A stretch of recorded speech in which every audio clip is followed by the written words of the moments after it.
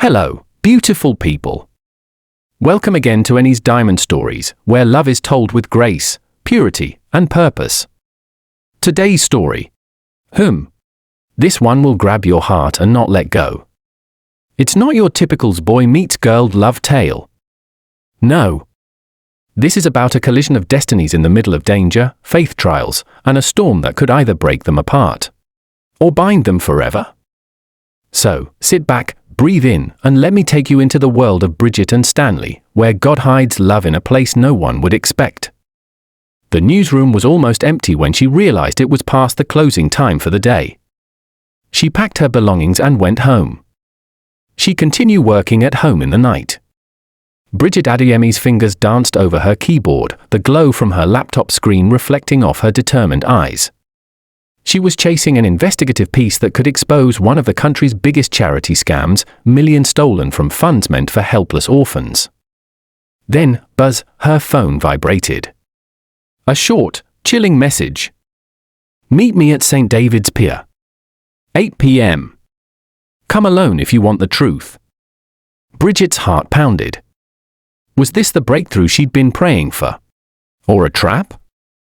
She whispered under her breath, Lord, if this is you, order my steps. If it's not, keep me away. She grabbed her bag, tucked in her small Bible like a silent shield, and stepped into the Lagos night. The pier stretched into the dark waters, lit only by flickering lamps. Bridget scanned the shadows. No sign of anyone. Just as she turned to leave, thud. She collided hard with someone. Papers and clothes spilled onto the damp wood.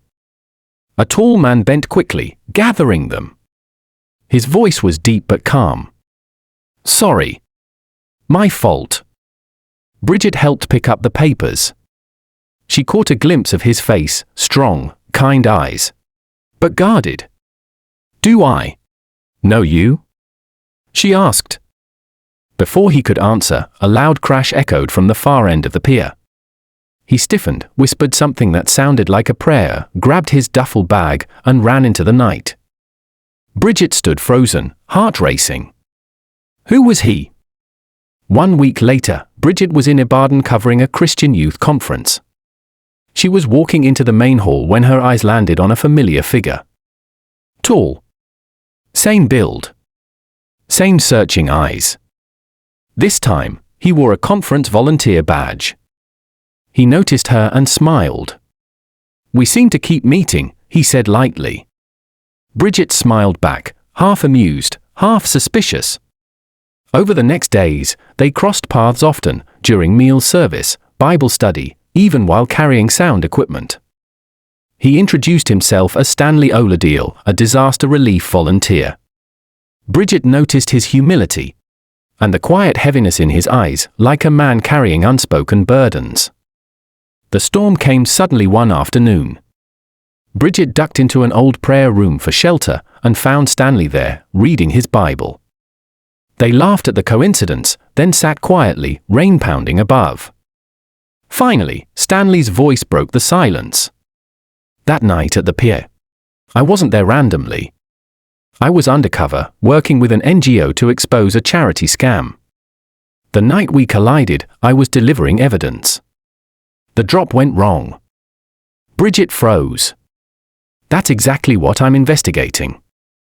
Stanley's voice softened. Bridget, the man behind it, is your late fiancé's elder brother. Bridget's breath caught. Samuel, her late fiancé, had drowned 3 years ago. His family had been her comfort through grief. To imagine his brother as a criminal, it cut deep. Stanley urged her gently, pray before you act. God will guide you. For nights, Bridget wrestled. Tears. Anger. Long talks with God in the stillness of dawn. Meanwhile, she and Stanley grew closer, praying together, serving in the conference kitchen, laughing in rare light moments. For the first time in years, Bridget felt the faint glow of hope. Final evidence drop. Waterfront warehouse. 10 p.m. alone. Bridget prayed, packed her recorder, and went. Inside the dark warehouse, a voice echoed. Samuel's brother stepped out of the shadows, eyes cold. "You're betraying us." Bridget's knees trembled. Suddenly, crash. Doors burst open. Police and NGO operatives rushed in. Stanley led them. Arrests were made. Evidence secured. The case was closed. Months later, Bridget's article was published. Stanley had gone on a mission trip. When he returned, they worked together distributing food in a rural village. That's when Stanley handed her a sealed envelope. Inside, the prayer letter. He wrote of asking God for a partner who could stand beside him in storms, and how she had become part of that prayer. In his hand, a small wooden cross carved with their initials. "This isn't an engagement," he said. "It's a covenant of prayer. Let's seek his timing first." For a year, they prayed, served, and walked in faith. No rush. No shortcuts. Then, on the anniversary of the warehouse raid, Stanley took Bridget back to St. David's Pier. With the waves lapping at their feet, he knelt. "The storm has passed. Bridget Adiemi, will you marry me?" Her answer was simple. Yes. The day of their wedding came with clouds overhead. Guests whispered about postponing, but Bridget smiled as she adjusted her veil. God hid our love in a storm. Why not bless our marriage with one too?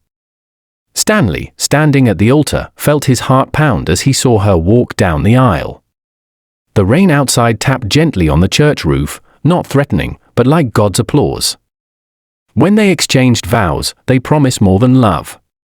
They promised ministry together, faithfulness to God first, and prayer as their lifeline. They settled in a modest apartment near the waterfront. Stanley continued working with the NGO, while Bridget balanced journalism with volunteering at their church media department. Every evening, they prayed together at their small dining table, sometimes laughing at burnt dinners, sometimes holding hands in silence after long days. But beneath the joy, challenges began to creep in. Stanley's NGO work often took him away for weeks, sometimes without proper communication. Bridget's investigative stories drew online threats from people she exposed. They learned quickly, love is beautiful, but marriage is work. 3 months after the wedding, Stanley received a sudden assignment in Ghana to investigate a diversion during flood relief. Bridget's heart tightened. The pier raid from last year still haunted her. But she smiled and prayed for him before he left. 2 weeks passed. No call. No email. Then, Bridget got an anonymous message. "Your husband is in danger. Stop your investigation before it's too late." Panic clawed at her chest. Was this connected to one of her own stories?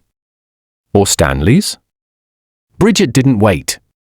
She took a flight to Ghana, following the trail of Stanley's NGO contacts. One night, after a prayer meeting with local believers, she spotted a familiar duffel bag in a market alley. She followed it and found Stanley, thinner, exhausted, but alive. He had been kept under watch by corrupt officials who feared his investigation. Bridget's arrival forced the NGO to escalate the case, leading to his release. They hugged under the African night sky, both realizing marriage didn't mean the storms had stopped. It meant they had a permanent prayer partner in the storm. Back home, they made a decision: before taking on new work, they would pray and seek God together. No rushing into assignments without clear peace from the Holy Spirit. One Sunday, Bridget felt led to visit Samuel's family, the same family whose eldest son had led the scam.